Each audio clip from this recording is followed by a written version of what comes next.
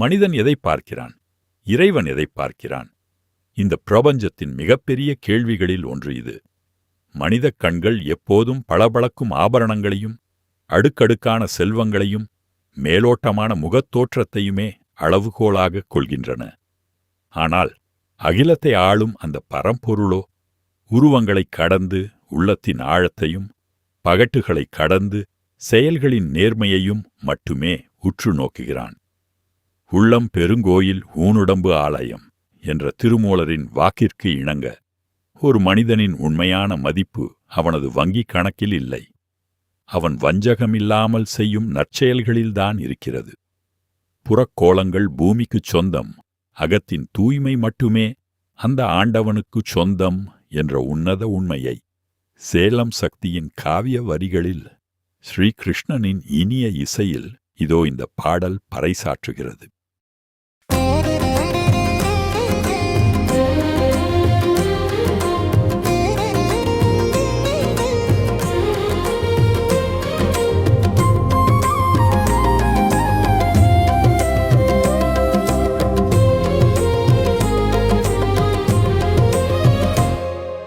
தோற்றத்தை பார்ப்பவன் மனிதன், உன் தூய்மை பார்ப்பவன் இறைவன். தோற்றத்தை பார்ப்பவன் மனிதன், உன் தூய்மை பார்ப்பவன் இறைவன். மாளிகை வாசலில் மயங்குது உலகம், அந்த மன்னவன் வாழ்வது ஏழையின் இதயம். தோற்றத்தை பார்ப்பவன் மனிதன், உன் தூய்மை பார்ப்பவன் இறைவன். தோற்றத்தை பார்ப்பவன் மனிதன், உன் தூய்மை பார்ப்பவன் இறைவன். மாளிகை வாசலில் மயங்குது உலகம், அந்த மன்னவன் வாழ்வது ஏழையின் இதயம்.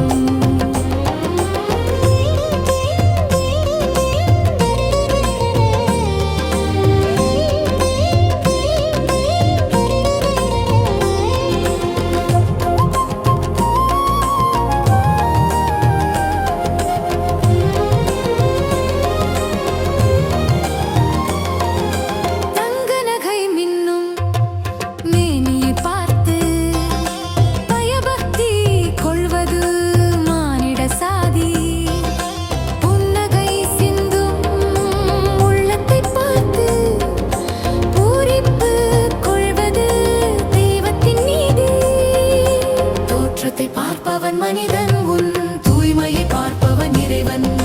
மாளிகை வாசலில் மயங்குது உலகம், அந்த மன்னவன் வாழ்வது ஏழையின் இதயம்.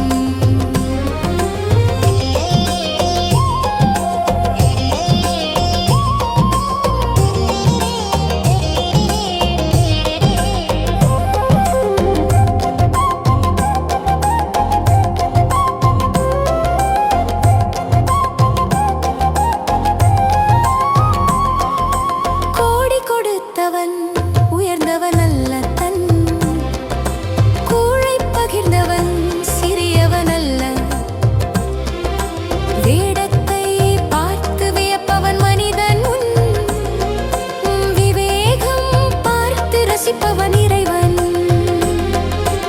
ஆடைக்கும் மணிகலனுக்கும் அஞ்சலி செய்யும் இந்த அற்ப புத்தியை ஆண்டவன் அறியா.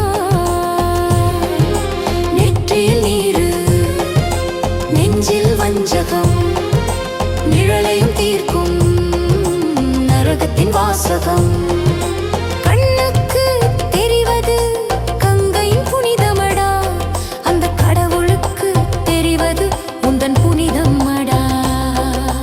உள்ளம் என்பது ஒரு கருவறை, அங்கே உண்மை இருந்தால் அதுவே ஒருவரை.